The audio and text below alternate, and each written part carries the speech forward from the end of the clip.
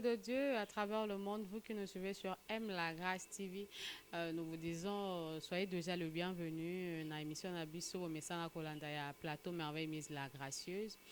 Les lots na notre docteur Nemi le voile donc batebele bazada so amoni longinae tamo ba pesa ba mukanda tamo e frustra bango ba msipe ba mona no ke papa oyo ya boyebi aye ba biso mo to yebi make aya ka pesa biso makambo ezaka montu ya mingi o ezaka très important na ba vie na biso ya bonzambe to comprendre pour que to meka otia mana pratique et pambola nzambe lelo toye na thème oyo ya le 25 décembre au batumsu ba fêtera Noël ya ekotalisa biso que le 25 décembre ne pas c'est une fête satanique et non la naissance du Seigneur Jésus-Christ. Donc ako meka un peu ko catégoriser on a 5 points, hein, 5 grands vraiment. Donc grand 5 points.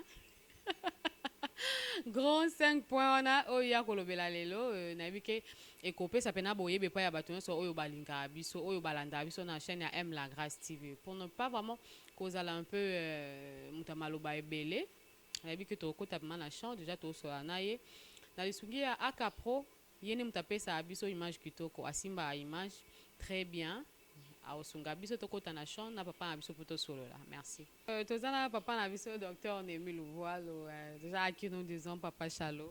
Oui, shalom maman merveille, shalom c'est pas bien aimé notre réalisateur, shalom na ba téléspectateurs nyonso bazwi libakwa kolanda biso et shalom na bana nyonso ya Nzambe. Merci. Merci beaucoup Shalom papa nayebi vraiment bisika nyonso bozwa image oyo elongino pesa bango tamo boekanda ndeka na ote koloba na ebandeli mais ba oyo mpenza bazwaka boyebi sur yango donc ntango bamoni oyo basepelaka makasi mais papa nini epoussé yo vraiment na kati ya mozindo omemela biso thème ya motuya sur le 25 décembre oyo eza une fête satanique et non la naissance du Seigneur Jésus-Christ. Bon, objectif ya motu ya liboso tant que ministre de la parole et koloba to bengami to kabola liloba nzambe na ba nyonso tout na se na moyi na mokili et ya mibale Bible lobi ils seront tous enseignés de Dieu. Je pense que ba sentiment oyo eza très noble et tindi biso to meka un peu kolobela si sujet ya ngone enfin eza un sujet un peu controverse, c'est-à-dire eza moke na moi aussi confusion. Tozana bato mususu baza vraiment bana nzambe ya solo ba Kristo ba yamba yesu lokola kolo pe mobikisi mais jusqu'à présent bazana no vraiment na boyebi makasi te na likambo etali fête ba bengaka Noël. Ouais, bango bazo mona ngo eza naissance ya Jésus yango no moni tolingi to meka mpe ko kabola particularité ya grâce o biso tozwi na boyebi ya likambo yango po na bandeko pe bazala mpe éclairé na lumière ya vérité. Pourquoi na lumière ya vérité na olinga déjà au côté ya biso lelo na mateya na biso ya kitoko nga na obenga mateya mpona kosunga penza biso na boyebi biso tolinga connaissance emeka kote ya biso elongola biso na ignorance oyo toza nango pour que pesa biso boyebi et pambola nzambe alors na boyebi o papa na biso eli biso mateya ya kitoko eli biso tokobandela déjà na nini mpo tokota na kati ya 5 points na biso memeli biso lelo. Bon, toza sunelo to bandela pena te tozo kenemba parce que les émissions, les temps ils ont mukuse, ils ont une grande différence to ça séminaire. Ouais, to bandeli ti, mais le to na moi minute muke, donc je singa biso vraiment to kota en live à Likambo. Voilà. Alors to bandi papa na premier point nini oyo préparé pour na biso jusqu'à 5 points. OK, merci mingi maman merveille. Nzambe apambola bino pour na émission tozui. Bandeko baolanda biso ndeka na loba chaque fois que mission ezali même temps to loba le Congo n'est pas un pays de Dieu, Simon Gimbango n'est pas un prophète de Dieu, ba si je nyonso na temps to lobela ngo na bandara liboso au sala introduction il y a le pourquoi nazo lobela ba sujet wana ba sujet oyo la majorité a des fois bazana ba doute nango mais biso to na posa pété bandima biso te mais to na posa ka bayoka parce que objectif na biso na ministère ezali Yesu a dit que cette bonne nouvelle du royaume sera prêchée dans le monde entier. Donc notre problème est à prêcher, muta convégramité ma eza moli mo santo. Yeah. Alors open denge moko to enango, mais la linga kina banda vana bana tous les 5 points. Ko yebisa na liboso na ba téléspectateurs nyonso ke Le 25 décembre, Noël, c'est une fête satanique. Deux causes. Avant tout, on a 5 points comme preuve. Cause à liboso, est que parmi les 7 fêtes de l'Éternel, où ils ont écrit dans la Bible, reconnu de tout le monde, fête il y a Noël, ezate, paix ezalakate. Et là, comme il faut que me baye bango malamu ke Yesu ye moko maître na biso tant comme vers fin ya ministère na e avant que na liwa a rassembler baye koli na e alaksi bango nini bakotika la kosala na sima na e ouais azui lipa azui vino tomboli lipa buki apesi bango lobi oyo ezali nzoto na ngai nzoto ebukani pona bino azui vino atomboli lobi oyo ezali makila na ngai makila ya bondeko ya sika epesami pona bino na suka na ngwa lobi bosalaka boye pona kokanisaka ngai bosalaka nini bosalaka commémoration ya lipa oyo ebukani pe makila oyo esopani, c'est-à-dire on parle de sa mort. Eloko Yesu atikela biso yango wana atikela biso fête ya naissance na été, voilà. Donc je pense que deux éléments au nan ezolakisa ke Noël est déjà à côté. Alors, par une autre connaissance, quelques points où vraiment ils ont spécifiquement dans la fête ils ont démontré que Noël est une fête satanique. Dans les bien, nous avons déjà publication, il y a 5 points. Les points qu'on a belé, mais ils ont tiré 5 points. Premier point, ils ont moto Noël. Noël, N-O-E-L. Deuxième point, ezali présence, il y a personnage au babengara Père Noël pendant fête wana. Azalara en rouge, blanc et puis na ba barbe et belé. Troisième point, ezali yango moko date le 25 décembre. Quatrième point, ezali sapin ya Noël, arbre vert en forme ya pyramide. Cinquième point, ezali ba implication ya ba gouvernement du monde. Si ezala na Europe, ezala na Afrique, ezala na Asie, topé Amérique, ainsi de suite. Voilà les 5 points oyo ekotinda biso muke to meka ko nuancer yango po bazolanda biso ba comprendre vraiment fête ya Noël, c'est une fête satanique qui ne donne pas gloire à Dieu.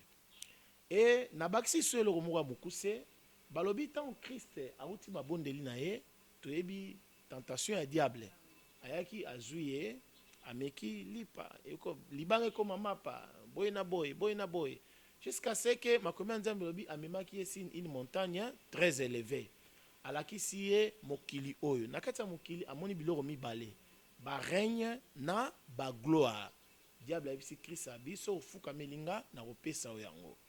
Donc eloni na naloba nalingi bana nzambe basala nzambe biso sitokanga malamu ke le besoin du diable pour na biso ba humain sur cette terre ezalaka un jour mokili mobimba et adoré abandi ko luka eloko wana depuis que azalaki dans le ciel soko tangi na kata mukanda Isaïe omona combien azali ko pressentir ko zwa trône na ye ko tia likolo ya nzambe boye na boye ainsi de suite. Heureusement nzambe aza déjà nzambe avant kuta kokisa makambo wana Seigneur asi a rejeté ki na se.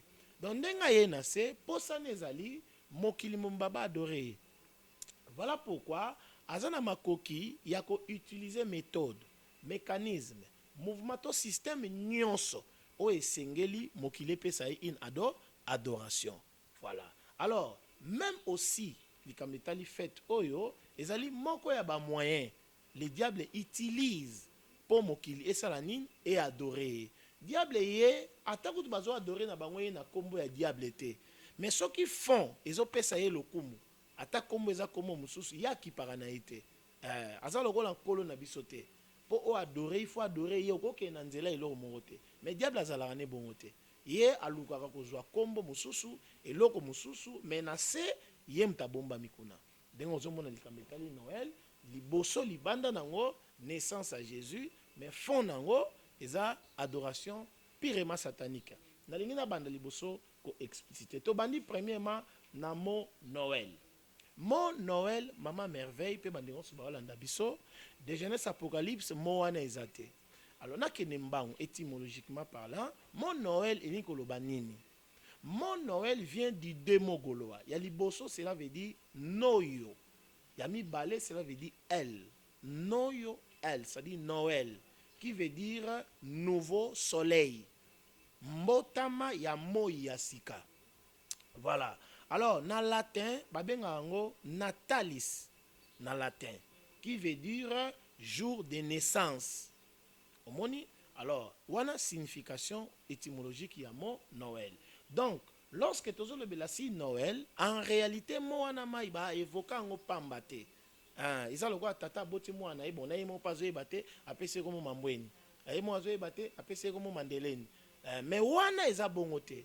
Wana batu ba pesa comme Noël, ba yebi eloko nini bango basala. Ba yebi eloko nini bango baloba sin. Donc, lorsqu'on parle du nouveau soleil, la véritable soleil de la justice était.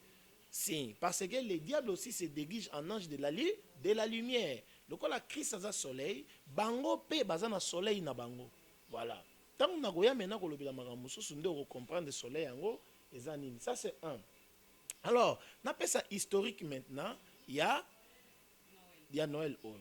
Tobandi lo kwa liboso na mukanda na Maccabée, hein, ils ont un livre vraiment deutérocanonique, mais ceux qui ont vérifié la jeunesse, ils ont une histoire.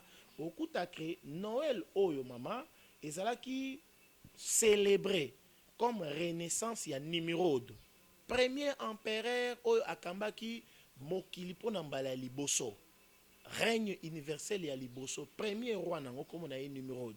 Et cet personnage, il est assis déjà à Koufanae.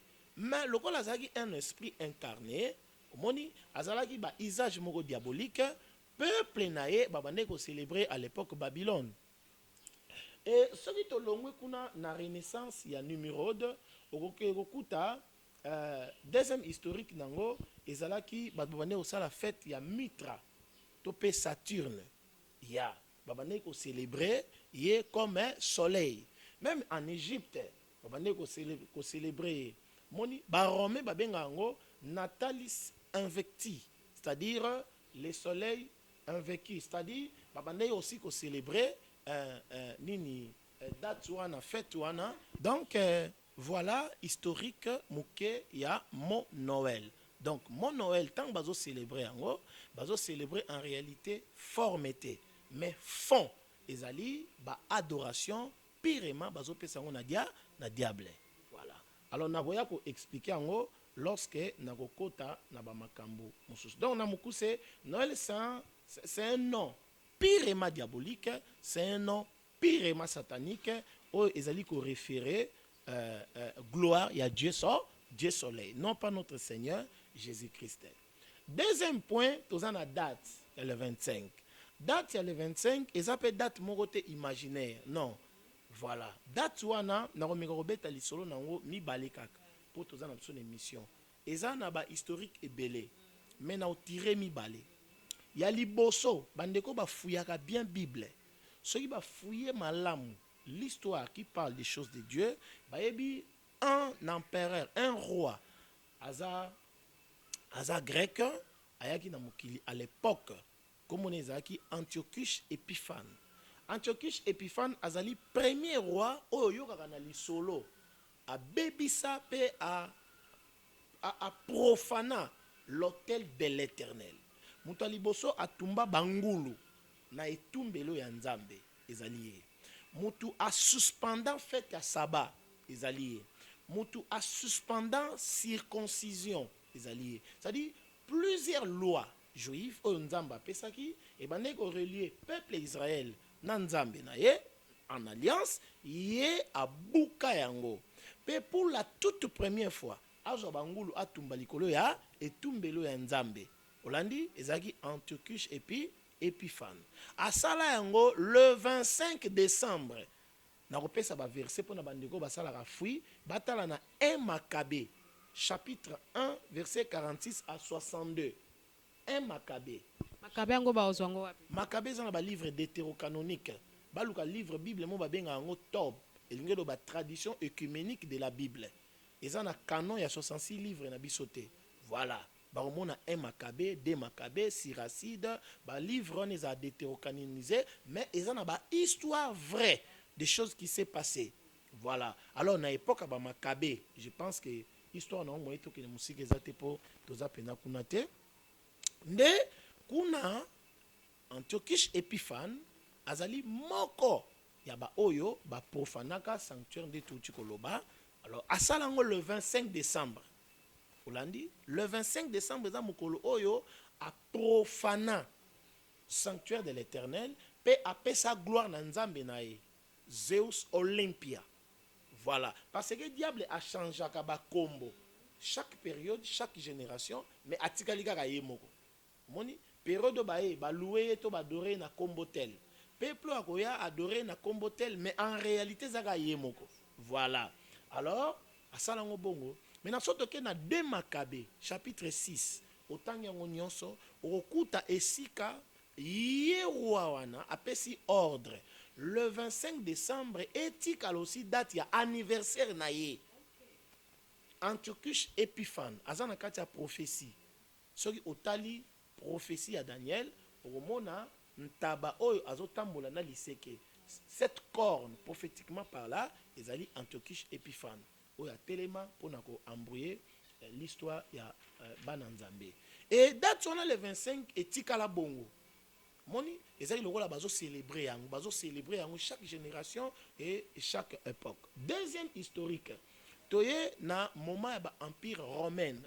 Na empire romain, il y a un empereur moko na Dioclétien. Empereur Dioclétien azali parmi ba empereur oyo basali histoire spirituelle et négative dans Rome.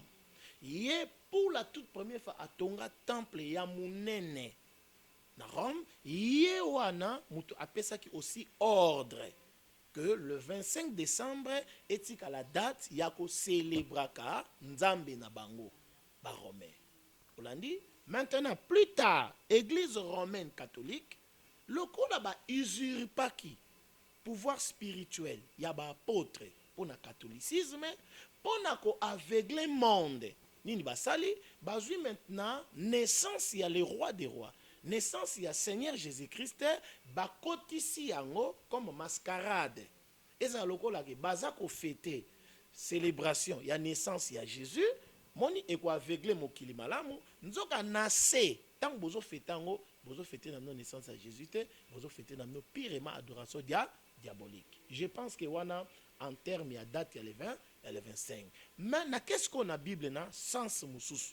Na prouvé que Jésus a botamate le 25 décembre. On a même homme de Dieu qui célèbre Noël. Ba oyebi ça aussi. Yo sa botamate le 25 te to yebi na biso ango. Mais to sala kango, parce que mon qui mon célèbre. Or en réalité la voix du peuple, c'est pas la voix de Dieu. Moni batu nyonso bagondima oui, mais nzamba tikali na non na e. Biso toko sala kalikambu te po mokili esali nini ndimi yango. Non, c'est pas ça la doctrine. Alors nakozwa deux versets. Premier verset est nyoso mbaleza Luc. Premier verset ezali annonce ya ange Gabriel et pas ya Marie. Ange Gabriel ayaki ko annoncer zemi ya Jésus-Christ na 6e mois.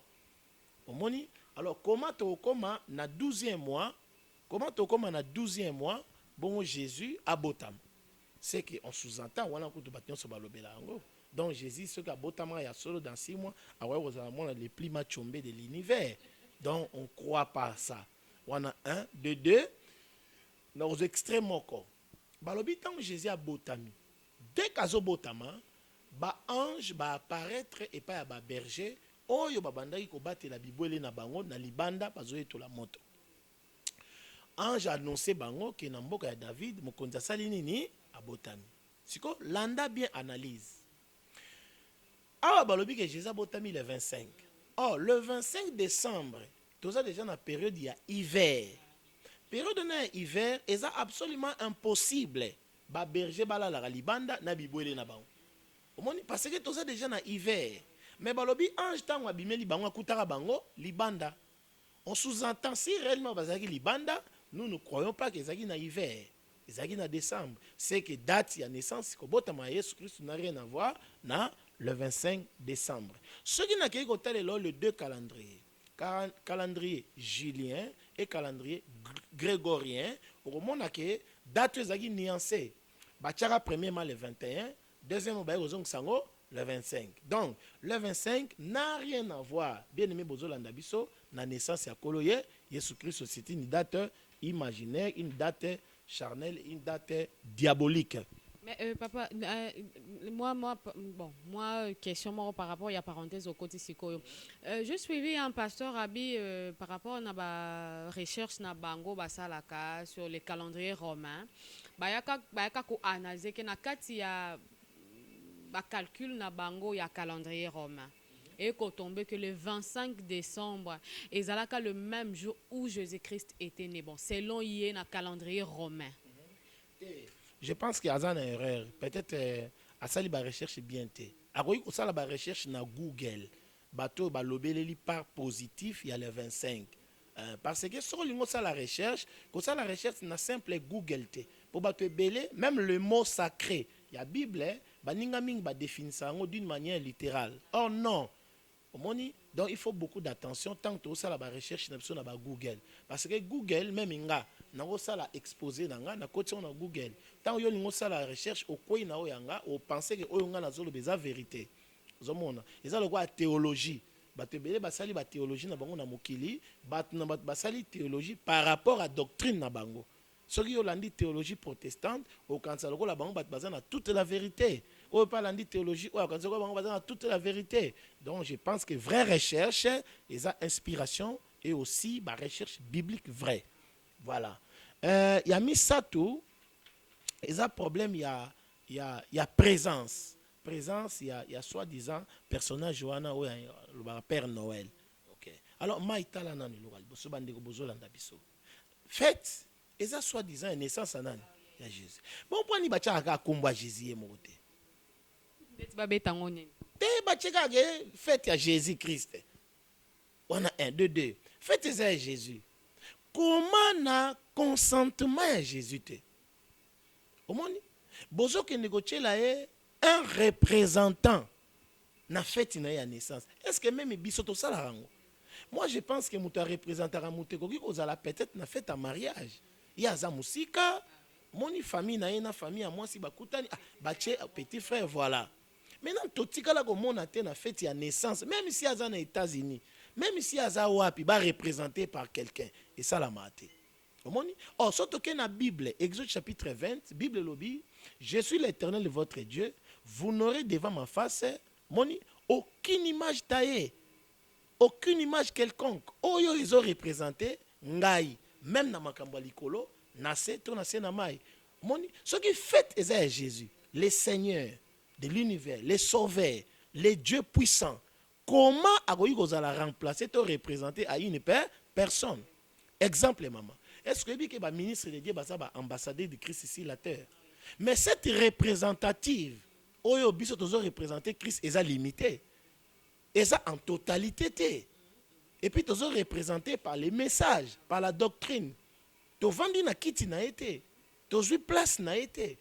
Un pasteur sera mérite ça quelque chose à l'écana. N'a si même église, même d'autres hommes de Dieu, bah télémela mutwana alinga zo place à nani yanzambe. Alors comment on a fait la naissance il y a Jésus? Bino bozo représenté avec une personne physique, charnelle aussi. Moussou plein des esprits mauvais. Oh, bazana ba état d'âme différent à Christ. Moi, je pense que cet personnage incarne purement un esprit négatif. Il y a tous les pays, il faut bazana Père Noël na bango. Et puis bazo benga ni Père Noël. Moni to kende siko ko limbola on lokola keza fête à Jésus. Noël est à Jésus. Donc to nto limbola wana Père anani. Père à Jésus. Donc okay, absolument absolument pas. Donc troisième élément qui qualifie, qui prouve que Noël c'est une fête satanique. Donc on a déjà commis idolâtrie purement. Bana nyoso ya mike.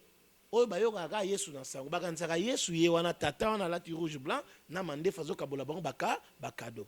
Donc c'est déjà besoin même batuna na sacrilège na idolâtrie. Quatrième point, ezali sapin. arbre vert en forme ya pyramide. Na lingi na biso bazo bazolanda biso que présence ya arbre wana na naissance ya kausalani. Symbole à l'indalala. Pona nini te bachaka na bango ata crèche. Parce que tant que Jésus-Christ a botamaki mwana aussi de suite.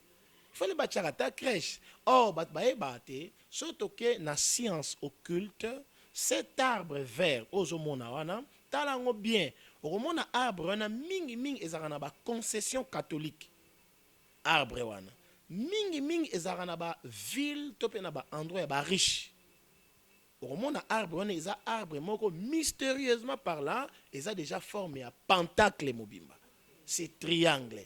Lorsque eza peine, donc vous faites une adoration sans le savoir, il y a un contact avec les esprits. Oyo baza émané na pentacle et pyramide. Et d'abord c'est le sommet. Je pense que le quatrième point il y a ngoana. Point nite ba ta croix.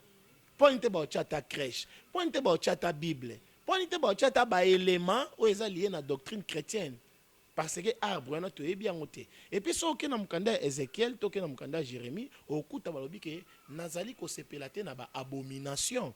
Oyo basi wana bazali ko sala ba fandi na se nzete mobesu bazali ko lela pe ko kumisa Tammuz. Donc cet arbre il a déjà contact na ba esprit mabe. Cinquième point. Papa, nalingi na kota na quatrième point comme au épinglé juste le sapin de Noël. Mais na kata sapin de Noël tout le monde peut bayaka côté moi ba pomme, bambouma, oui, ezala wana pour éclairer et embellir juste les sapins. Et puis hormis ba boulot to tiaka boulot wana ya embellir sapin, donc sous comme on a ba jeu de lumière. Oh batu batiaka plus pour la décoration à sapin biloko wana normalement ezanga te. Est-ce que biloko wana ezanga symbole te na kati na na lingi na zonga sumwa muke po tozoke na sombangu. Voilà. Omoni Noël na historique na on atenga blomi bali mais na tenga musute. Na Moyen Âge Noël ezaki cri. Donc ce qui n'est événement eza événement esengo. Ce qui n'est événement eza événement moko ya bien. Ozomona. Alors, batu bawando ko ganga. Di biso ganga peut-être ba cri, ça dépend ba culture. Alors batu ko ganga Noël. Voilà. Ezaki bongo. Alors, dami balé ami satu, ezaki aussi lorsque batu balimba sala ba passer ba bon moment. Ba bon moment na ba famille, bongo na bongo, alors ba ko embellir bisika bango bazali. Donc, lorsque bazo tcha ba présence ba fruit biloko wana, eza simple embellissement. OK. Ou est lié na honneur spirituel négatif ou bazo pesa na nzambe na bango. Voilà. Mais pourquoi pas peut-être ça là qui soit ba embellissement mususu faut ka ba jeu de lumière ou na lumière banda ko éclairer sapin et puis ba boule juste toi peut-être un peu plus oui boule. Ah oui. Pourquoi seulement faut ezalaka ba biloko wana une nom symbole elo mususu ba ko ko Lo liboso lokola étoile. Étoile, ezali symbole, il y a un esprit. Moni étoile, il y a symbole, il y a un esprit. Voilà. Fruit, il y a symbole, il y a un comportement. Il faut trouver bon malamu qui est dans le domaine spirituel, même négatif dans les diables, dans la science occulte, le comportement aussi, et kontagamakasi. Voilà. Il faut bailler bon malamu. Il y a moni biso. Pour na koyeba biso pina toza bana nzambe ya solo, bayeba biso kaka na comportement te. Na meki ko souligner ba olanda biso kaka na comportement te. Parce que comportement okokipe ko apprendre yango. Bazuyo pendant 12 ans na grand séminaire, babanyo na petit séminaire, bamimio na grand séminaire, ba action deni balobak, ba action deni batambola, ba action deni bafanda na batu. Pendant 12 ans tant ozobima comportement changé. Mais c'est pas l'œuvre du Saint-Esprit. Na sens na lobeli yango. Biso bayeba biso na ba fruit. Elingo lobanini. Soy na lobi bien. Soy na tamboli malam, nazo tambola ngote par rapport à un enseignement appris, mais nazo tambola ngo par rapport à sémence. Il y a Saint-Esprit qui est en moi, il a amené un fruit et le fruit m'a transformé, après un comportement digne d'un enfant de Dieu. Voilà. Et on a tous les cas rapides, il y a un cinquième point pour tout que nous avons. Cinquième point, ah ouais, vraiment tout cas la ligne va me refondre moi miss maman, cinquième point que Noël c'est pas c'est une véritable fête à naissance à Jésus, mais c'est une fête satanique. Et ça implication ou les implications totales, il y a le gouvernement du monde. maman nous aura quelques lectures de la Bible hein pour tout fond la Bible était un zébélé dans une première lecture Jésus a dit rendre à César ce qui est à César et à Dieu c'est ce qui est à Dieu. Jésus a kabola ce qui est de César et Rai Moussous, ce qui est à Dieu aussi Rai Moussous.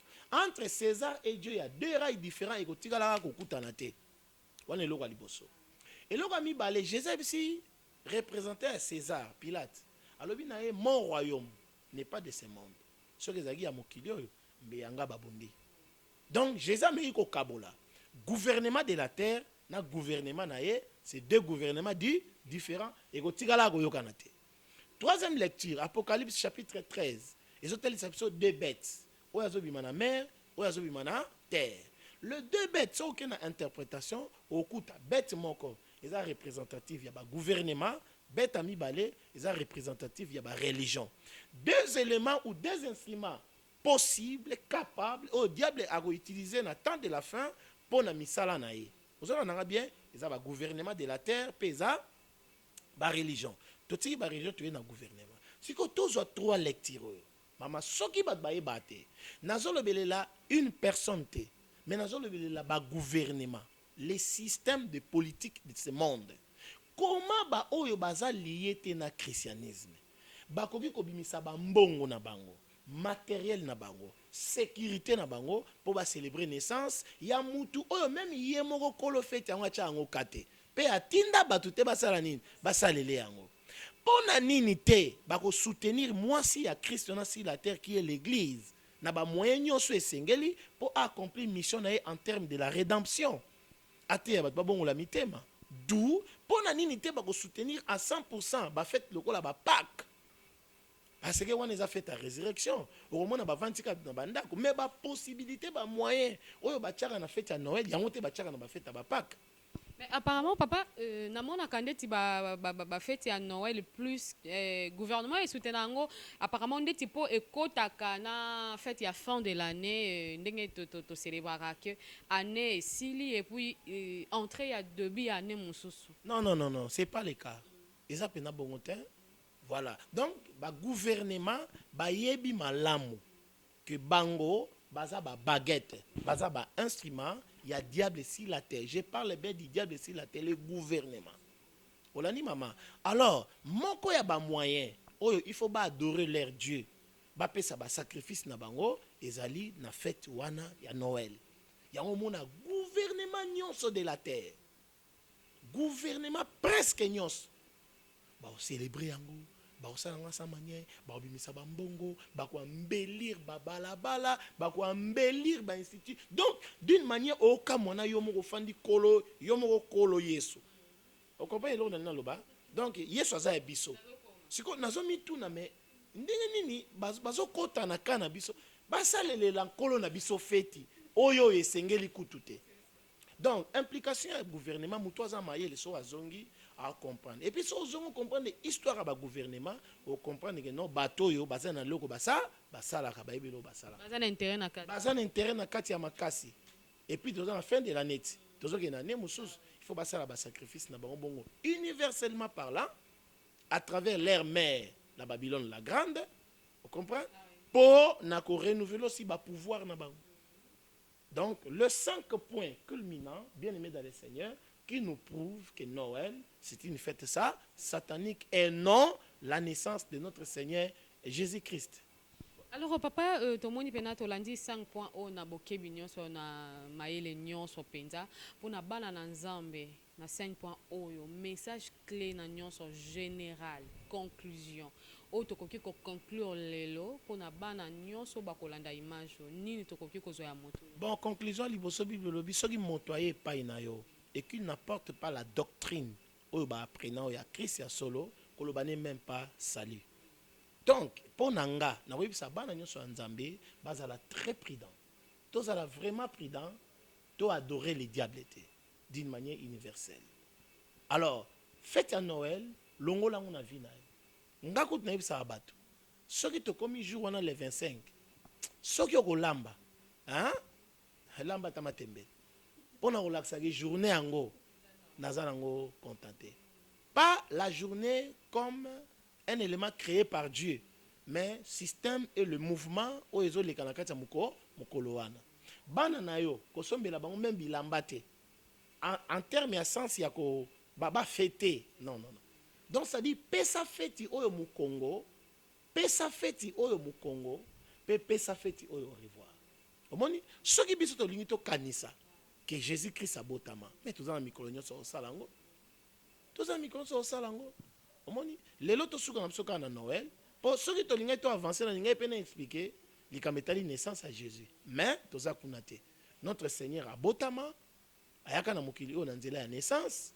Moni donc, et là, on a le basuka ngwana. Donc, ban nzambe, bozala vraiment très prudent. Et belé si ba comprenant que Noël les a fêtes sataniques. Et belé, ba pasteur ming, ba église ming, et tcha on kutu kate. Ce qui exemple le 25, bon niveau meka ko organiser activité na bino. Pour na ko contre-défier le 25, oui, ma bezate. Et ça m'a bête mais na yango toko to fonke. Mais docteur Nemi Tobi yo zala mtaba recherche mingi mais selon ba recherche peut oyo salaka. Que na ba recherche no total na calendrier juif ou calendrier grec naissance moi Yesu et koki ko kaliar ba journée. Bon, je pense que pour expliquer au malam, ce qui nous a marqué ça biso temps, tombe parce que qu'on marqué émission sur en termes ya calendrier. Tout le bilapina ou ba benga la sko calendrier. Tout banda calendrier banana Genèse. Olandi et tout le na Genèse, tout est maintenant dans la période d'union sur oyo mokili biki, peuple na peuple ndengeni ba maintenant ko établi ba calendrier na bango. O ba benga calendrier romain, moni calendrier babylonien, moni tomi ko landela ngo bon wana to ko ya ko kalia maintenant otala ba mois. Est-ce que vous comprenez bien? Ba mois na grec, pardon, na ba juif. Ba ne ko benga ba mois nini. Et bisope ba benga ngo ba mois lelo nini. Mois nini na ba juif, ba benga ngo mois nini na biso lelo. Est-ce que vous comprenez bien? Voilà. Mais na mengana ko sala ko mois nuance amuke. Ozo croire que biso to benga mars, avril. Mars, avril, soto zongi na kala, yamba benga janvier. Ici, déjà confusé côté. On l'a dit bien? Si. Parce que Agnon na Égypte azokufa le 14 janvier. Vous comprenez bien? Premier mois, le 14e jour de premier mois. Si. Alors, ce qui est au tamboli bongo, vous pouvez comprendre, ange azo apparaître na Marie, na mois nini. Olandi, to mengasko ko sala analyse à 9 mois, et zo kene ko ya na mois nini. Là maintenant, il reçoit biso makasi tozala vraiment calmement pour ne pas mettre le temps. Mais papa na ebandeli ozongela ki biso na cette fête au ba chrétien ba koki ko célébrer mais ba na nzambe bazala pe quand même na ba confusion po oyo na mona kandete zala kaka visible po na bato zala ka résurrection Pâques quand mingi zala célébrer pour na ba chrétien ba fête mususu wana pe na église bolakisaka biso angote bo pesa biso pe accès angote ya ko fêter mais tant que toza ba chrétien apparemment il faut toza pe na droit ya ko fêter ba fête normalement maman c'est vraiment très important ba na nzambe bazala au courant to pe na connaissance il y a les 7 fêtes de l'Éternel à commencer par la fête ya Pâques tina dernière fête ba yeba chrétiennement parlant Pâques eza fête nini pour na biso Pentecôte, fête nini, fête des huttes ou des tabernacles, fête nini, fête des moissons, fête nini, fête boy, fête nini, fête boy, fête nini. Moni, ba eba pe ba date na ba mois parce que selon la Bible, nzamba établissaki na ba mois, na ba date, ya ba fête wana. Alors fête o na biso za fête nini, fête o na biso za fête nini. Donc c'est très important ba nzamba ba eba. Ngakutu na ko proposer apparemment deuxième émission le quoi bino hôtel ça biso kaka Noël les a fête chrétienté c'est une fête satanique bon c'est bien bon ton dimi to fa na banda le 25 décembre donc célébrer ngo le sous-souté mais hormis fête à Pâques bo ça la biso ba calendrier bo banda ko lekela biso na ba média bo sunga biso comme ça na ici quand on fête à même le 25 décembre na to koma ko fêter ba fête oyo bino boko la kisa biso ya Bible et puis maman merveille une chose bande ko ba landa biso bon ngana na compliqué té ozomona eza pour ma complication te mais eza pour ma rochara mo eloko na nesika nango omoni ata manière nde mokili et célébrer la fête à Pâques en réalité ndengo wana te ba célébrer yango selon la Bible moni fête à Pâques pour na biso c'est une commémoration to kundolaka moni yami balé l'objectif de la Pâques pour na bato ebele lelo ba fête la résurrection à Christ ozomona maman, mais en réalité la Pâque n'est pas la résurrection de Christ. La Pâque c'est la mort de Christ. Ce que tu as plutôt ça l'émission là entre la mort du Christ et la résurrection du Christ, le salut ou la rédemption est fandi wa wapi. Biso tozali ko bika te po Yesu Christ asekui. Non. Biso tozali ko bika po Yesu Christ akufi. Est-ce que vous comprenez bien? Po Yesu Christ akufi, nde biso tozobika. Yesu Christ ayaki te abikisa bato na lisekwa. Yesu Christ ayaki abikisa bato na liwa. Yango moni mokolo azozwa lipa, azopesa baye ko lipa ya lolenge nini? Lipa oyo ebukana. Ça dit un corps mort, liwa, makile biminde na liwa. Voilà. Maintenant, résurrection est intervenir pour fortifier, pour approuver que celui qui était mort, c'est vraiment un Dieu. Une personne différente de toutes les personnes sur la terre. Ayaki nanzela moi si, mais azali loko la batunyo, nyon sauté. Donc, résurrection est que ça sens. Na foi chrétienne au bisoto, tondimi. Que muto tondimi est nan pambate. Lokola c'est quoi un jour même ngana kutami na liwa ngapi na osala ni nako c'est quoi moni mais au monde le temps bazo célébrer Pâques bazo célébrer plus la résurrection c'est aussi une erreur. Or il faut pas célébrer liwa bon baba ngami pour ba kombo liwa mon baba ngami mon esprit des morts. Oh non. Liwa Yesu c'est pas un esprit des morts, liwa c'est la vie pour nous. Voilà. Alors, on ne peut pas si peu nangam na nope pasteur bokoma nango makamususu beauté ya biso ndeti bozo banga parce que ko pesa forme moko boya mabe forme moko boye bana nzambe ba osepela nango te nde po bo pesa biso message ndeti boye biango toye biango lelo mais en réalité po bo banda ko pesa biso ndeti bo lekaka na ba média un peu partout même na ba église côté yango ndeti bozala na mwa bolembo wana do. Non toté rango mais tozane mingi te. Et puis tozana mingongo te.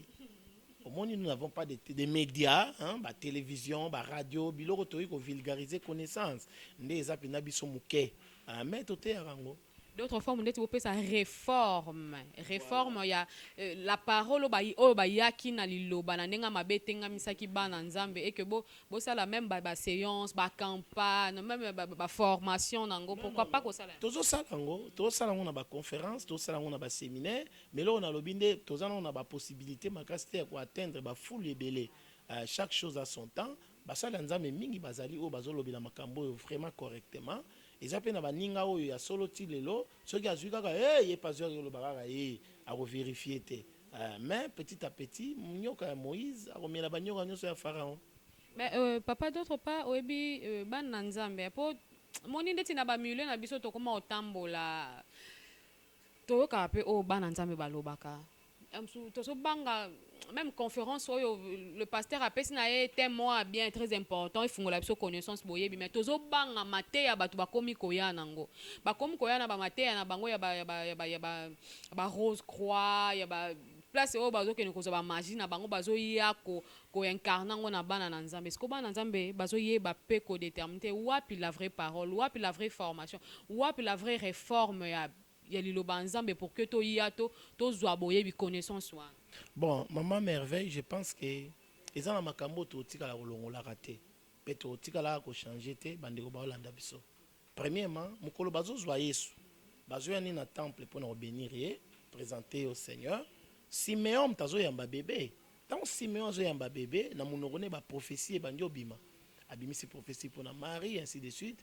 Mais tant azui bébé wana lobi, cet enfant est venu apporter la chute et le relèvement de plusieurs en Israël et il sera le plus grand signe qui provoquer la contradiction.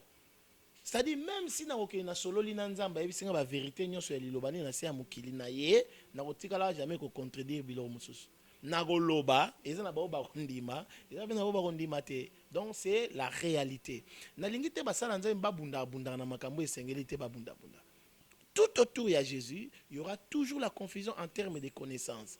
Mais bao baebi ke bazana vraie connaissance, ba vulgariser ango et pas une nzambe, ba o yaye, ba yoka solo, pe ba rolandai. Biolobi ke mes brebis entendent ma voix et me suivent. Voilà.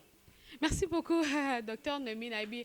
Lelo pena ba nanza me bapambola mi na sujet ya malamu oyo to aborda ki lelo do so bo sepela ki na émission en lelo to pesa merci pa aka propos na image ki to kwa sa ele biso. Donc merci na sponsor nanga surtout azo pesa nga ba force belé hein, mon coup de pouce, le cœur de sa femme Zé Azaria ba pour moi merci pour na ko soutenir biso na kata chaîne M la Grâce TV. Mais papa nanga to komi vraiment na suka na boyebi ya malamu kitoko oyo fungoli biso mémoire. Donc tozala ki un peu flou mais na banza penza mémoire efungami biso donc bilamba ya bonne année bano balela biso ba bilamba bonne année à Noël nanda Noël wa o balela biso bilamba ya Noël nanda ko donc veut dire abu pia contrango esili mais papa message pour quelque shalom na bana nyonso nzambo balanda ki biso bon ya liboso na yo moko maman merveille et puis papa na biso dans la réalisation nzamba pambola no mingi shalom ebele shalom engelo bakela paix soit avec vous voilà c'est-à-dire toujours vulgariser paix na moment ba coronavirus banzala mambebele kimia nzambe eza na basali nyonso nkolo bayambi ministère voilà o baza déjà en maturité to en voie de la maturité nzamba pambola basali nyonso apambola corps ya Christ nyonso na se ya mokili apambola bana nyonso les missionnaires à mission et apambola ba nyonso baza humain sur cette terre. Que la paix du Seigneur soit avec vous tous. Merci. Amen. Kimia mweza na biso. Merci. Ngala moni na kati ya missionnaire à mission na moni Timothée Ntambo. Mambote na belé donc bino bo soutenir biso. Là je vois Alexis Yamamoto l'homme de chaleur, l'homme de Baibinga ba plan na moni Christian Keyo. Hein, l'homme a 3 fois longues jambes abamolo kolozoka. Na moni Dorambera ma chérie à moi, gros bisous à toi. Na moni libota nanga mobimba ma famille miezi na pesi bino bambote belé bino oyo bo soutenir kanga bo pesa nga ba force bolinga nga mingi bozo soutenir nga partout. Na pesi bino merci à ebele. Alors ceux qui bo sepeli ki na émission oyo na réalisation toujours continuer ko ba bo pesi ka merci na M la Grâce TV. Bo s'abonner juste massivement pour na kosa biso bolamu. Adama Domingos, l'homme luxueux. Lix mboka na yo. Merci. Na bosanité. Quand même, na ba effort aux sala pour na biso toza reconnaissant. Lelo, to pesi bino merci pour na bolingo boza ko apporter pour na biso. Alors, je pense que au prochain numéro de tout le monde, na nkolo apambola bino makasi bisika bozali. Au revoir. Shalom. Bye.